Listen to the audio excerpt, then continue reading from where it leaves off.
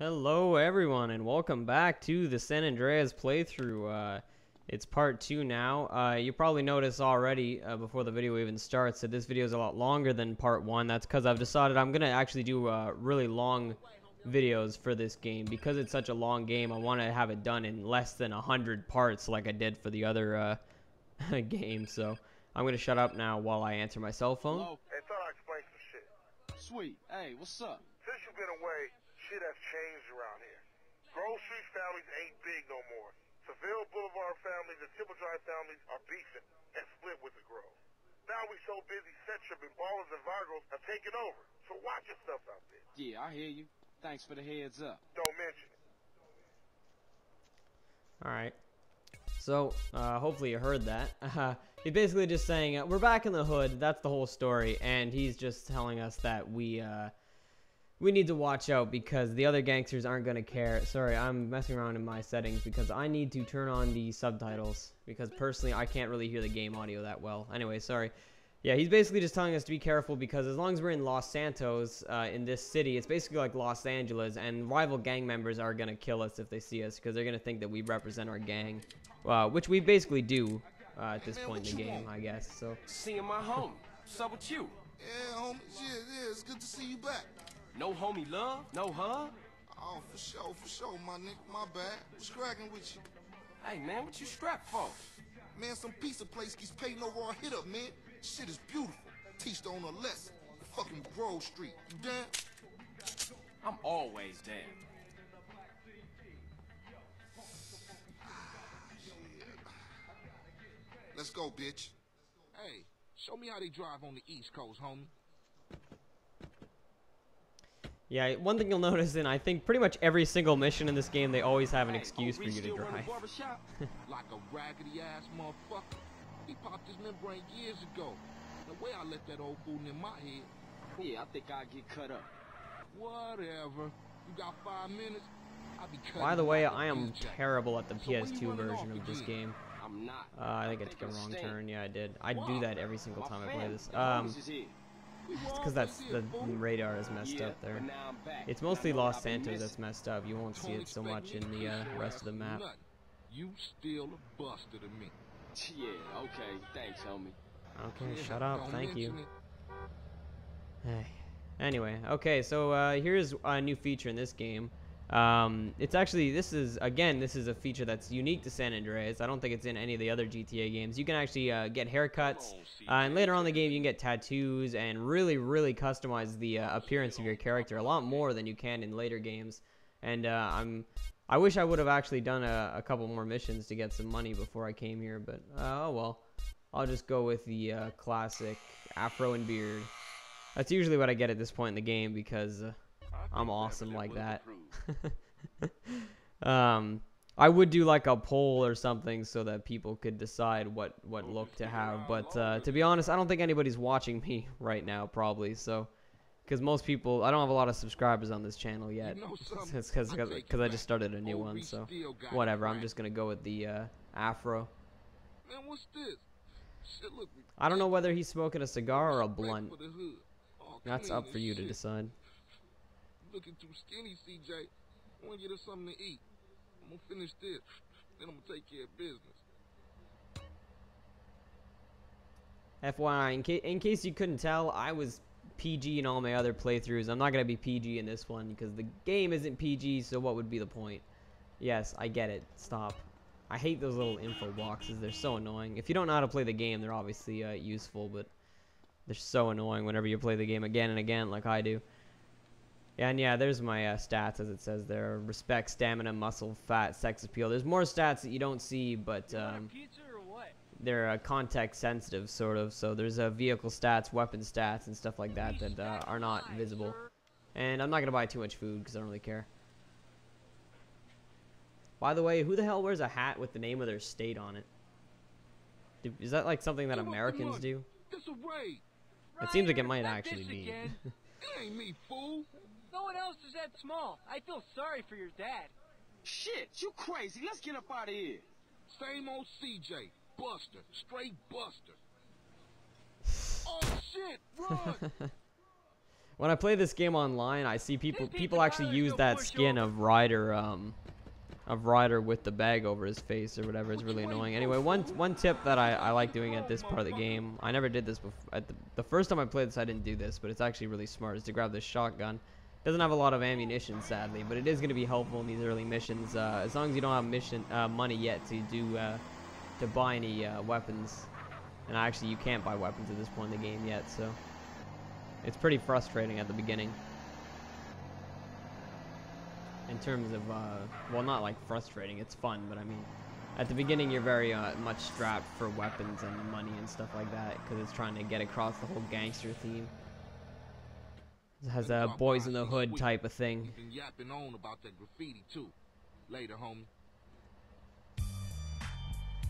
Of course, one problem I do have with this game is that it tries to do this boys in the hood type satire, but then it kind of messes it up, because the whole point is that you're supposed to be all downtrodden and crappy, but it doesn't really work that well, because you end up becoming like a massive powerhouse not even like a quarter of the way through the game.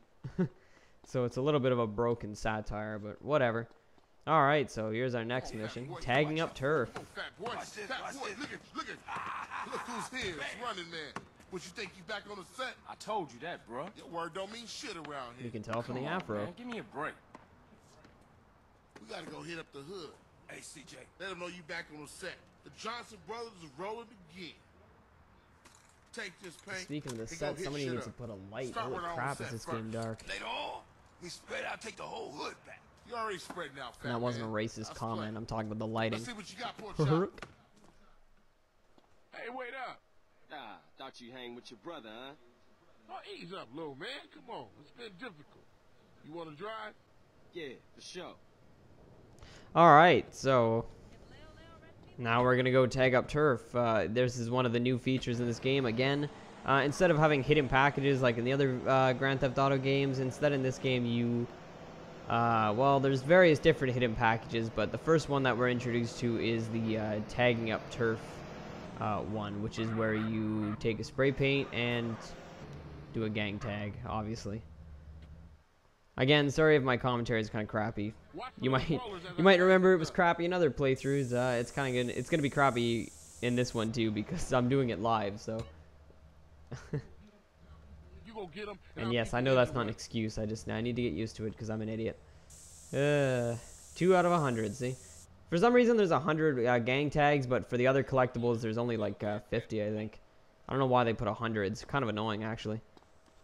But whenever I do all 100, they're all in this city, which is it's a big enough city, but it's kind of funny because there end up being like 2 per block, kind of, because there's really it's not even like a big enough city for 100 tags, really.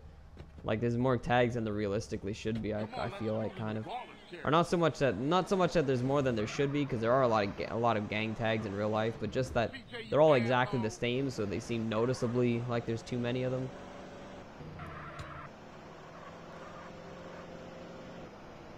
Thankfully, we're not actually wearing gang colors yet, so the gangs, they're gonna notice us now because we're actually with another gangster, but they're not gonna notice us that much normally, I don't think.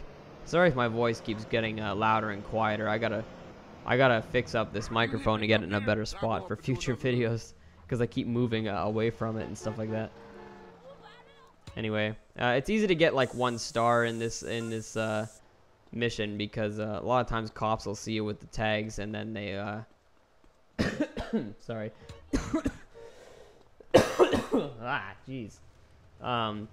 A lot of times cops will see you spraying a gang tag and then you get a star for that. Okay, so I'm gonna go around here because there's 2 guys wearing purple there. Those are gang members of a rival gang, and that's actually their tag there. That's one thing that's good for the shotgun. If you don't have a gun, I'd recommend you get a car and run them over. That's your best bet. There's actually a truck parked right there for me. Yeah, this is probably your best bet. You can actually shoot them both at once, apparently. And you're going to get a star, but I always seem to get a star when I spray these tags anyway, so I don't really care that much. Plus, 1 star in general, just run.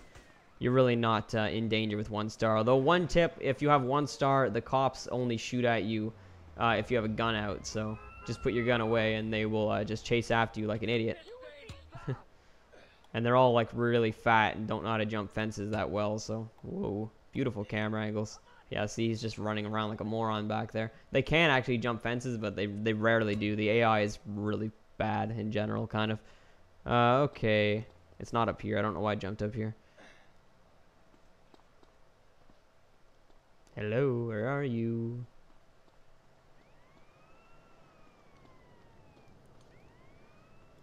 Yeah, as I said, I really do recommend you listen to music while you watch this playthrough because it's going to be boring in terms of audio.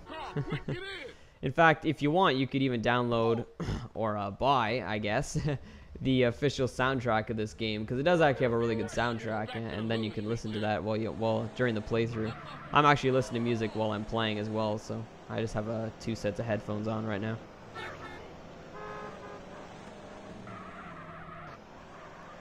It's a little bit hard to drive at the beginning of the game because your driving skill grows really fast. So until about halfway through the game, my driving is going to be kind of crappy, just because the controls aren't very tight. Like riding bike, ain't it, boy? Yeah, it all comes back. How you doing on the Fetty? I'm kind of choked, you know. Crash took all my paper, man. Left me with nothing but small change. Hey, get yourself a beer or something. I'll catch up with you. All right. Okay, so I have $300, but yeah, spray can's now available. So I'm gonna stock up on the spray can, and I'm gonna run around and do a couple of odd jobs around the city. I'm not gonna show because a lot of them are really repetitive. They're pretty much just like doing the same jobs over and over again. So I'm just gonna show myself do the jobs a little bit, and then I'm gonna cut to completing the missions. So, but first I have a cell phone.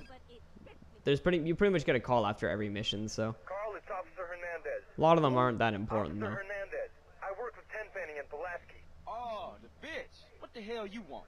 Hey, show me some respect, boy. Go fuck yourself. You just a bitch. You watch your tone, boy.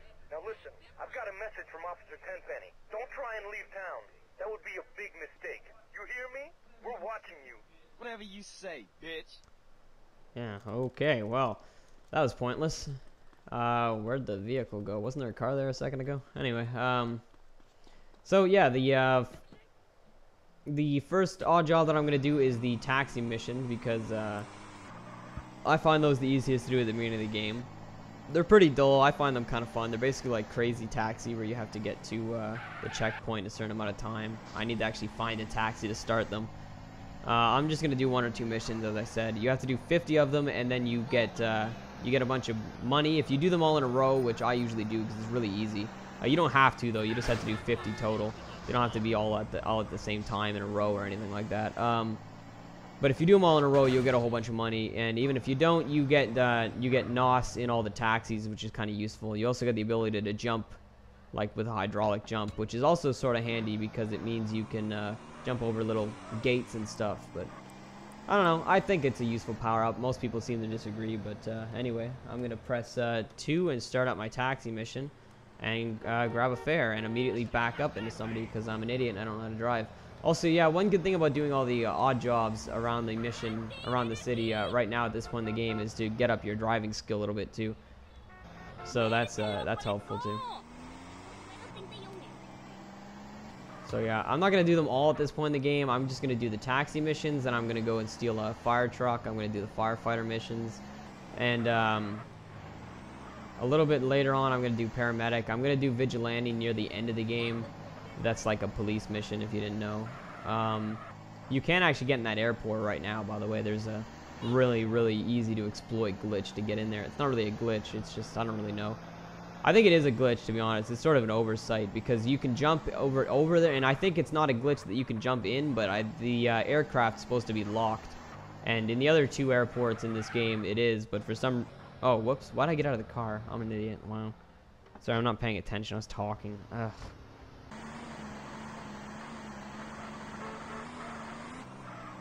Woohoo! Yeah, that's what the low driving skill will do for you. Ooh, rich man.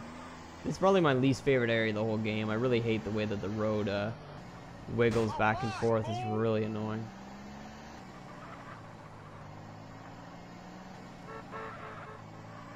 Not because it's hard to navigate, really. It's just I always have a hard time remembering how to get out of this area of the game. Oh, friggin' cop. Get in. Some black woman with really big tits. Okay. Back seat, thank you. Come on, let's go, let's go. I got in a taxi a couple of days ago in the city where, because I live in the country, that's why I specified in the city. And I got in a taxi, and I always get in the front seat because I'm used to getting in taxis in Windsor where, I don't know, I always get in the front seat and talk to the taxi drivers. But here we don't really have that many interesting. Wow, I got $5, a cheap bitch. Anyway, but here we don't usually have that many interesting taxi drivers. It's more common for people to just get in the back. So the taxi driver here just had like a whole bunch of stuff in the front seat, and then when I got in, she took it all out, and she took it all off and threw it in the back, and she was all annoyed and huffy and didn't want to talk to me the whole way. It was funny. I mean, I kind of felt bad, but it wasn't even like a really big thing. It wasn't even like I opened the door and asked her to move her stuff or something. I just went to the door and she moved it, and then I was like, wow, now I'm kind of socially obligated to do that. So, you know, that's my pointless story of the day. I think taxi drivers are very interesting. Not so much where I live here. I'm in Cornwall right now for the summer, doing a summer job, but but in Windsor there's a lot of interesting cab drivers. I don't know why Cornwall. I've met a couple of cool ones, but there's mostly a lot of foreign people that don't speak English in Cornwall for some reason. But in Windsor there's lots of really cool people. I talk to a lot of war veterans and stuff like that. Lots of old people. I don't know why. Let's not run over that cop. He's gonna give me the finger though. And there, whoa, there we go. No need to deduct for my tip bar. I think if a taxi drove like that in real life, I'd be pretty happy too. I'd only pay like $2 to get across the whole of Los Angeles. That'd be pretty amazing. Yeah, the city, the maps in this game are really not to scale at all. It isn't the size of the real Los Angeles, even remotely. You'll really see later in the game when I start flying planes and helicopters. From above, you can really tell how compressed the design is, but that's a good thing, actually, because it makes the game a lot, you know, quicker, obviously. It makes it easy to navigate. Whenever you go down alleys in this game, 9 times out of 10, except when your driving skill is terrible and you spin out on the train tracks, and there's gangsters hanging out on the train tracks, because that's what happens in Los Angeles, I guess. But, yeah, 9 times out of 10, when you go in an alleyway, it'll lead you, it's a shortcut, like, all the time, pretty much. Like, this place is not like the real LA. I've been to the real LA, and I've played LA Noire as well, which is based on the real LA from the 30s, and the design of a real city is so much worse than the design of a GTA city, which they're designed so much better, so it's really something to appreciate. Kind of like the draw distance, that's something to appreciate. No, actually, it's really terrible. I could probably set it a little higher, actually. I have a really good computer. I set it low because I want to make sure my FPS stayed absolutely constant. Again, I'm talking, not paying attention, missed a turn. This is why I don't talk when I drive in real life. I'm the stoic, quiet, like absolutely silent driver. Anyway, I'm going to cut now and do my 50 fares off screen. So, well, after this fare, I'm going to get a 5 in a row bonus. It'll be 500. And then after 10, I'm going to have a 10 in a row. That'll be 1,000. And, yeah, by 50, it'll be 5,000. And that's how you build up your money quickly, by the way. You have to do those all in a row without destroying the taxi. Not really a big deal doing them 50 in a row. You don't really need money too badly, but yeah, just for future reference, that's what I'm going to try to do. So hopefully if I have a bunch of money whenever I come back, that'll be why. So I'll see you later. Thanks a million. Here, this is for you.